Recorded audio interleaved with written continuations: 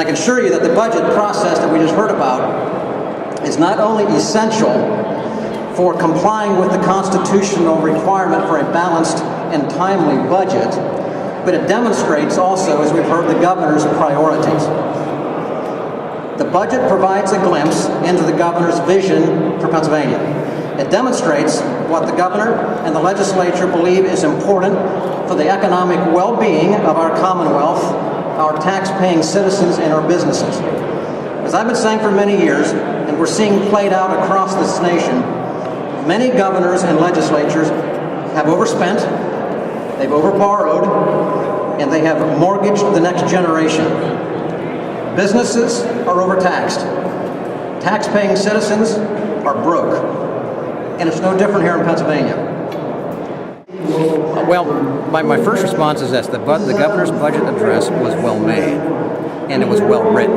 The governor included all the right words. And I believe sets the tone for what needs to be done in Pennsylvania. Obviously, as with most speeches can be well made. The proof is going to be in the pudding, as they say, as actually how these policies work themselves out. That the grassroots and others are going to be very much involved in making sure that what the governor actually puts forward and comes out at the end is what he laid out here today. That's our task. Were there cuts that you were hoping for or expecting that you didn't see here today? Well, I think one thing that was very obvious is there were no cuts in welfare. Welfare is the largest budget.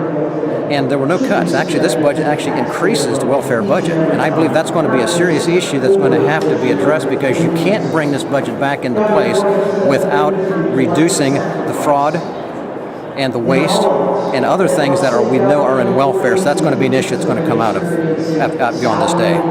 And you obviously contested the nomination with Governor Corbett. This is sort of his first big opportunity to prove to conservatives that he is going to back up what he said on the campaign trail. As a conservative activist, how do you feel so far? Do you feel that he's kept his word?